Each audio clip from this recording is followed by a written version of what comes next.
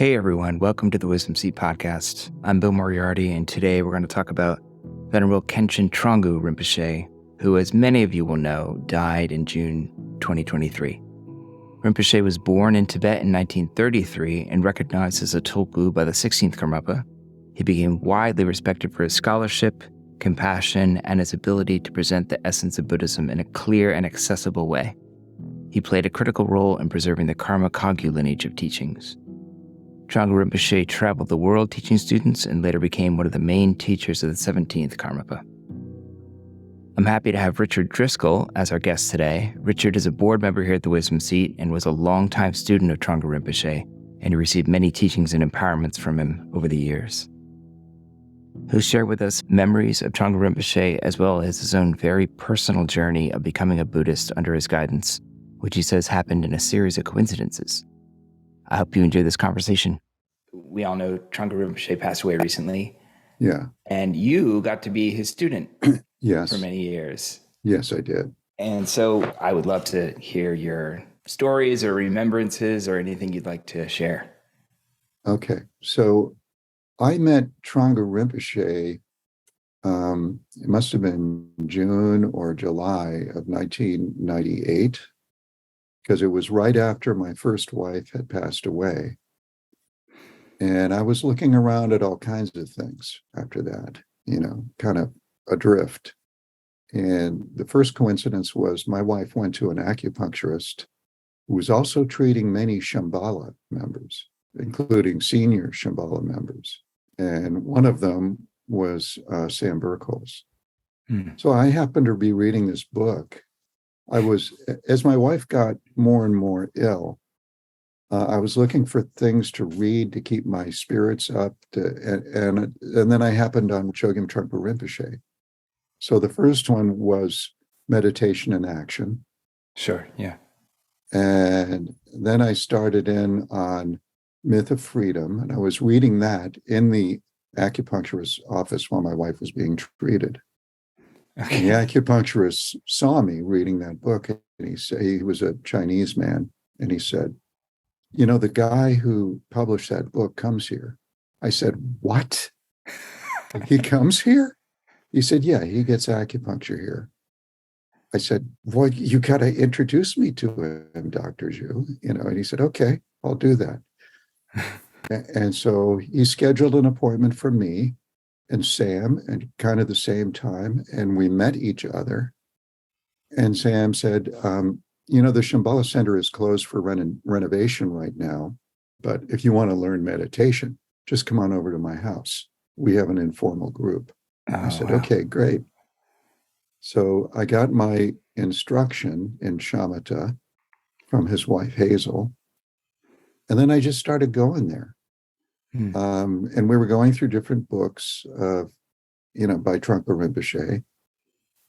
And, and finally, I felt like I was kind of finding some ground a little bit. I was way up in the air in my head. I didn't know what to do. And like some things were kind of falling into place, it seemed like.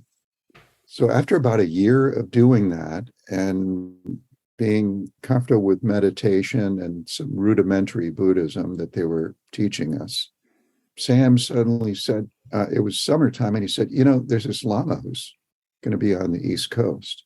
You should check him out. I said, okay, what's his name? His name's Thrangu Rinpoche, and he's just starting these retreats up in Maine. So it would be a good time to check it out because it's starting to gather. So I did that. I drove up there. It was in Freeport, Maine. It was a beautiful day.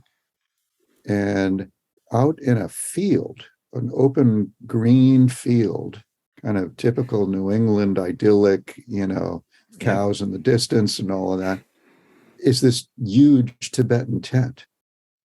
Oh, great. And that was Thrangu Rinpoche. He was in there, and and people were this thing was just starting to happen, so people were running around kind of not knowing what to do, but it still was happening perfectly. I didn't care, if somebody wasn't there to serve me food or something like that, Mhm. or they didn't So is know how that to your use. first retreat experience? Yeah, Yeah. yeah, Okay. yeah, yeah.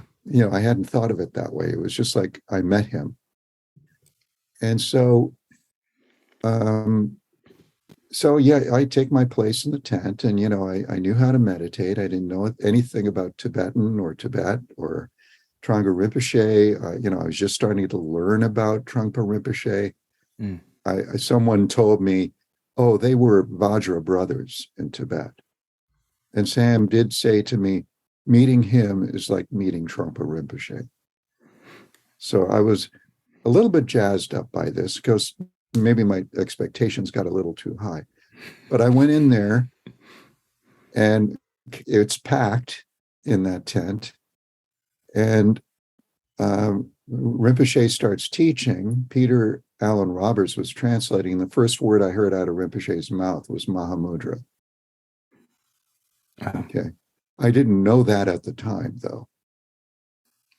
What I heard was Chakachempo. I didn't know what that meant, okay. but I learned later studying Tibetan that means Mahamudra. And then he was off, and it was like it was just this incredible download in Tibetan, and I'm sitting there. What is he saying? Because Peter will stare off for like a good half hour, and so somehow he retained it all and could give us the translation. Peter is it? I don't know this person. He's a translator. Okay. Yeah, he's a British guy from Oxford, Okay. and he met Rinpoche at Samye Ling in Scotland because Rinpoche first was just like Trungpa Rinpoche was going to Oxford and then up to Scotland to Samye Ling, the center that Trungpa Rinpoche founded up there. Yeah. So I'm just, I'm just kind of blown away by the whole thing. I don't know what's going on. I'm trying to follow what Peter's talking about. I don't know what Mahamudra is. I don't know what he's saying. And then, that's the end of the teaching for that day. And then there were empowerments every day. Oh. And the first empowerment was Chenrezig. Zieg. And that's when I got blown away by him. I was already, I thought this man's unusual. He's got this high energy and he's like delivering all these teachings and he doesn't seem to get tired at all. Okay. And so then, he turns around and then he's going to give us an empowerment. We all have to get out of the tent and he's preparing everything for the empowerment. I hear him chanting in there and I wonder, what the hell's going on? Mm-hmm. And they say, okay, you can come in, and we file in and we take the Abhisheka water and all of this stuff that, I eventually became familiar with, but I didn't know, it seemed like not quite Catholic mass, but something else was going on. And now I think I know what he was doing. He was calling down the Jnana Sattvas. He was calling down the wisdom beings to like merge with us, purify the whole space, make this Abhisheka, this empowerment happen.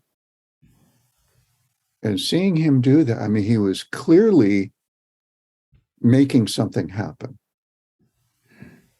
And I just couldn't believe it. And then people around me started crying, because this was so powerful, this calling down, come down here and bless this place.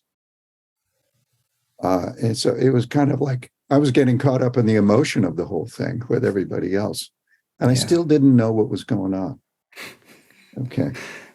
So then they said later on, okay, there's group interviews with Rinpoche.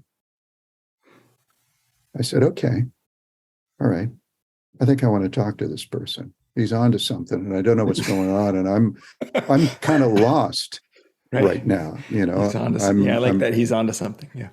But I'm grieving my wife and something's going on with this guy. Maybe he can help. I talked to several people, like a Catholic priest, a Lutheran minister, kind of gave me a clue. He said, death is spiritual. I said, okay. So that was probably my orientation in wanting that interview. Like, I wanted to ask him what I should do. So we went into the tent and people started asking her questions. And then it was my turn. And I said, Rinpoche, my wife has just died. What do I do? And you know how he's always smiling? Yes. Every single picture, he's smiling. That was one of the very few times I saw him stop smiling. And he became very grave and he was looking down. And then he looked up and he smiled at me again. And I felt like I was in an X-ray. Like he could see exactly what was going on inside me. I don't know how to describe that feeling, Bill. Yeah, I've heard Michael say a similar thing, maybe around being Trungpa Rinpoche. Yeah. Maybe you go in to ask your question and all of a sudden your question doesn't make any sense anymore. Right. Yeah. But I was able to ask my question, but his answer was Du Tong Len, and he smiled. And I thought, Du Tong Len, what's that going to do?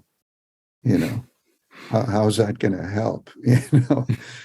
And I was kind of even more confused. But now it's funny, like seeds are planted at different times and you don't realize what's going on, that this stuff's going to like suddenly go into full bloom. Right.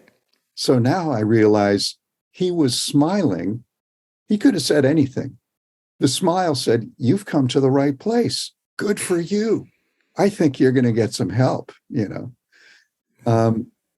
So I kept going. I was still kind of up in the air, but that feeling of being seen thoroughly, I never forgot. So even though I felt like he didn't answer my question, it was like, well, maybe it doesn't matter. He saw into me, Wow. Then the whole period of wrestling with this started. Like, okay, I have to work at my job. I have to keep things rolling and pay the bills and everything else. And how do I relate to him? Okay. And that answer came down within the second year of, you want to be a student of Thrangu Rinpoche? Do Nundro. Nundro, what's that? And then someone took me aside and explained Nundro to me. And I thought, oh my God, how am I going to do that and hold down a job and all this other stuff? Yes. Yes. And I talked with Sam a lot about this and other people, and they really, really helped me.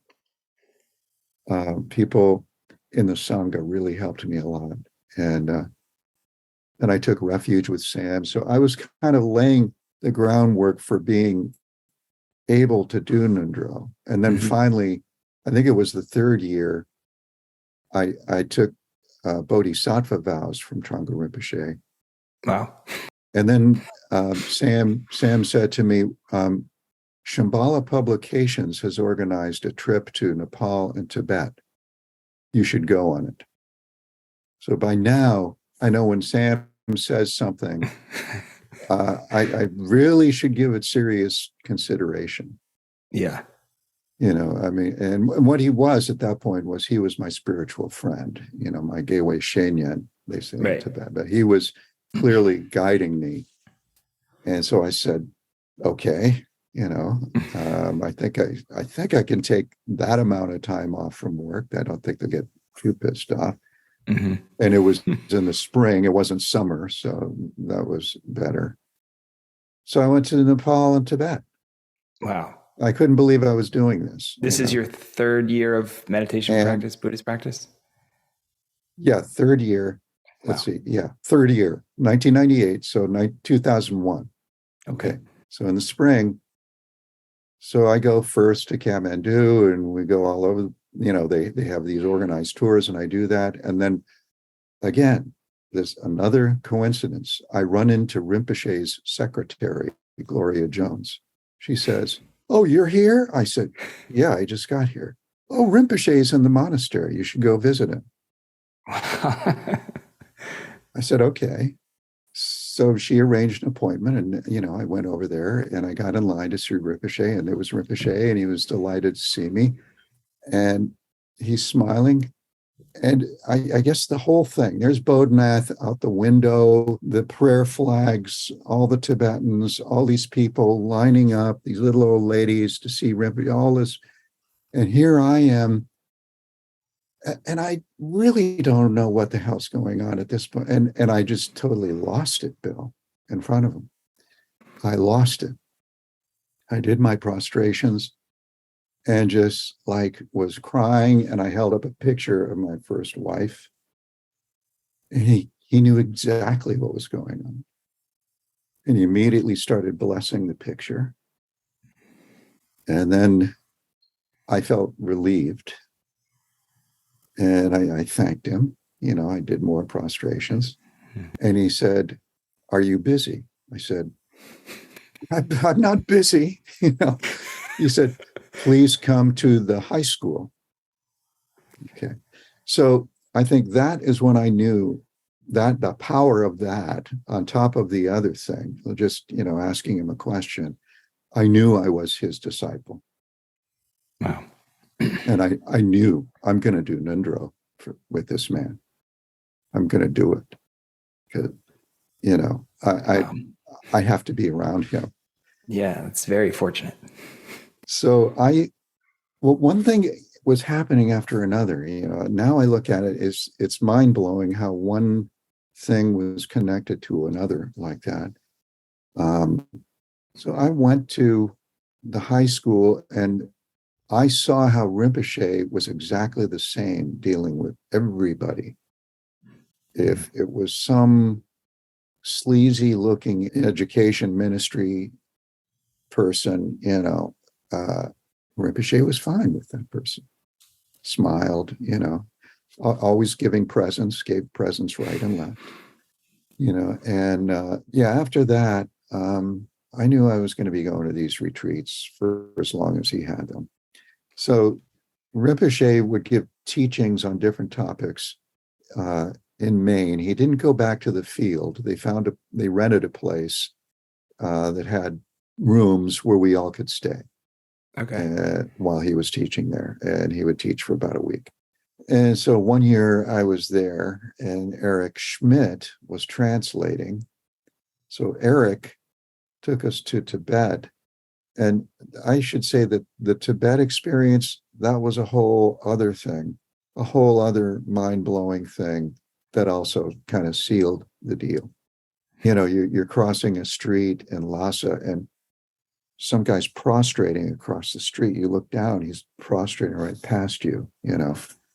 You go to the bar court, all these people are prostrate. It's just nonstop prostrating everywhere you go. Wow. At that time in Lhasa, 2001. And I'd never seen such incredible faith. So that got me, and I came home with that. So anyway, I was talking about his retreat, and this particular retreat where I asked him another question. So I didn't understand emptiness at all. I didn't understand why it was so important. I didn't know what they were talking about. They were saying it's not nothing, but it's not something. Well, then what is it? And they can't, they can't tell you. So I thought I had figured out a way to ask Rinpoche about emptiness. So I said, "Okay, Rinpoche, let's say I'm a police officer, and I'm a Buddhist, and there's a thief who's just robbed a jewelry store, and I'm sent to go catch that thief." Okay. So I see the thief, I tell him to stop, but there's a problem. The thief knows that I'm a Buddhist. The thief says to me, stop. There's no thief and there's no theft. Nothing has happened here. Right. So what do I do, Rinpoche? And he laughed. He loved it. He loved that. And he said, and he started in Tibetan. He was trying to stop from cracking up in Tibetan. But so finally, Eric Schmidt translated. He said, well, basically, and Eric is very dour, kind of, what do you call it, deadpan, He said, well, what you say to the thief is, that is all true. That is all true. But there is my illusion-like jail cell where I am taking you right now. And you're going to spend time there. Even though it doesn't exist, I'm going to take you there. And everyone cracked up over that. But so, there were many, instances of things like that, the way he would introduce different teachings. One year he decided, I guess he had heard enough grief stories like mine. He said, okay, everyone, the next retreat, everybody bring a picture of a relative or someone who has died who you really care about. And he had this massive bonfire, and it was a Tibetan ceremony for the dead. And he did that, and that was very memorable. And then after a while, Rinpoche was looking around for another space, and he decided to build it in Crestone, Colorado. Oh, right. But first he started going to Crestone and teaching down there. Other lamas were down there. And plus the Karmapa stupa was down there. So he felt that was a good place to be. Yeah, so a couple of years he was going there. So I tried to attend everything. I finished, whatever that means. I finished my Nundro, and he was delighted with that. And he gave me another practice to do. And I started in with that. And things kind of changed when he became the Karmapa's tutor, because now he had these official responsibilities of training and teaching the 17th Karmapa. And so he couldn't travel as much, and he wasn't as available as before. But I felt well enough along, and I was grateful. And the good thing about it is everything was recorded or put into book form, so it's all out there. And that's pretty much the way he delivered it. You could tell that he was almost wearing himself out teaching, and the monks were protective of him, because they had to keep him alive, and he had this official responsibility as the Karmapa's tutor. So, and he probably had other, duties that he had to take care of, especially in Nepal. And I could see that he was preparing us for when he was not going to be around. Like in the later retreats, he would meditate with us sometimes, which was very powerful. And we'd all come out of there, wow, wasn't that fantastic? Then the next session, meditation session, he's not there. Yeah.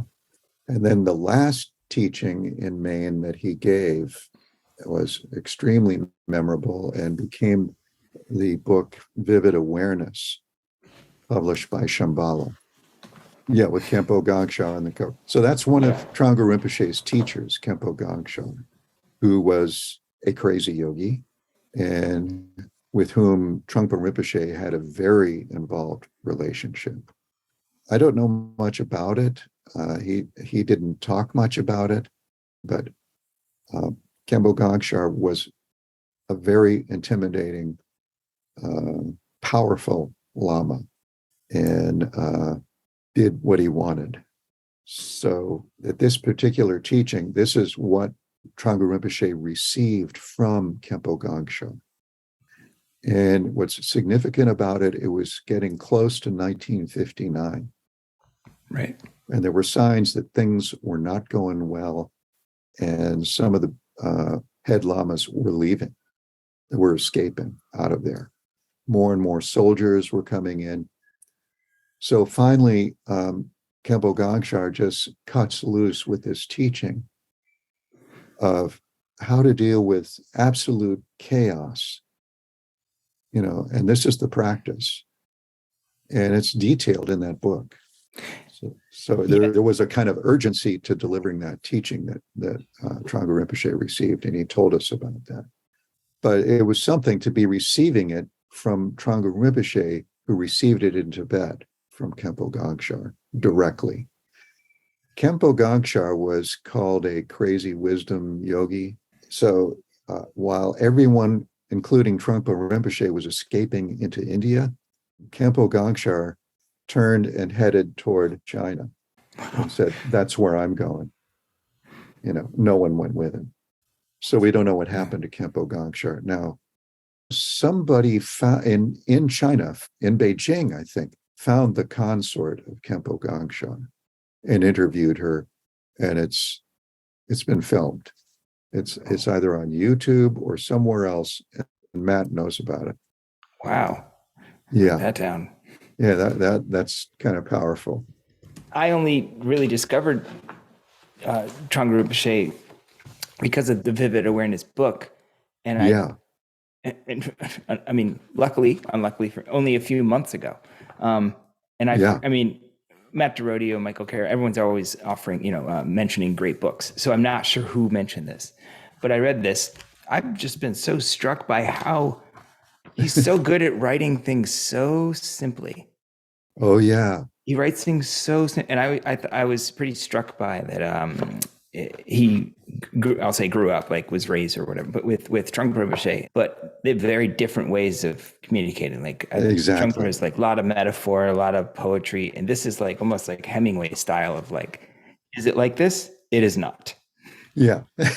Yeah. Yes. That's exact. So that style, it's somewhat monastic. Okay. What's interesting about, unlike Trungpa Rinpoche is a Geshe Larampa. So what that means, it's like having a PhD in Buddhism. Okay. In the Gelugpa school, in the Dalai Lama's school. What happened was Thrangu Rinpoche escaped. He went to a Tibetan refugee camp called Buxador with really horrible conditions. He's trying to establish a monastery. It's not happening. The Dalai Lama is there, and I guess he sees Thrangu Rinpoche's tremendous gift of explaining very complicated things. So he said, you will study for the Geshe Larampa degree, and then you're going to join the 16th Karmapa in Rumtek. But, it was like Tibet had just ended. So, it's all been blown to smithereens, and they're trying to put things together in different ways, and they don't know where they're going to go. So it was some incredible ordeal to become a Geshe Larampa. He had to get in front of this huge panel of monks and scholars and senior monks, and they were going to drill him on all these fine points of logic and texts, and in a tradition he was not even raised in. Okay. And he passed with flying colors. In fact, he was like one of the first Geshe Larampas. And, it was a huge deal. And that then he reconnected with the 16th Karmapa. And then he was put in this tutor, being a tutor to the three eminences. Thrangu Rinpoche early on was instrumental in teaching and had that monastic style of breaking it down into digestible pieces. And a lot of people were caught up in sophisticated arguments and debates, which is a hallmark of the Gelugpa school. These, I'm studying Tibetan right now with a Gelugpa guy. The guy's incredible. He's a great teacher. But the guy was a lawyer. Okay. and every translation is like a whodunit. Okay, what's the scene of the crime? Okay, well, look what we got here. We got this, here's a clue. Oh, someone did this. Uh-oh, now we're in trouble. So at first I didn't understand that simplicity. Like, wait a minute, when I did know about Mahamudra, I thought, oh, I'm going to be told all this incredible stuff that's going to blow my mind. And Rinpoche didn't do that.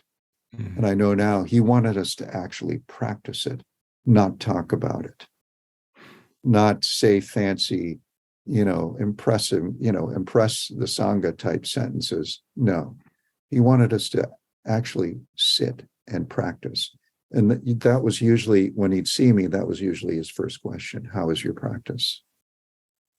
How are you? How is your practice? Wow. Yeah. Yeah, that's wonderful. I'm always impressed by that. Like inexhaustible energy, or like you see like Dilgo Rinpoche always, there's that video where he goes back to Tibet and he accepts every invitation. People are carrying him. Yeah. So this sounds like how Thrangu Rinpoche was also. Yes, he was like that. It was more who he was, and like you say, that inexhaustible energy, and that he was the personification of bodhicitta to me. He was an actual bodhisattva. And, maybe I didn't get everything right when I was meeting him, but after a while, it really started to sink in. I feel my life is meaningful having met him. That's all I can say. Hey, all, before you go, if you did enjoy this episode, please consider subscribing to the podcast. You can also visit our website at thewisdomseat.org to learn more about our programs and events. We'd love to hear from you.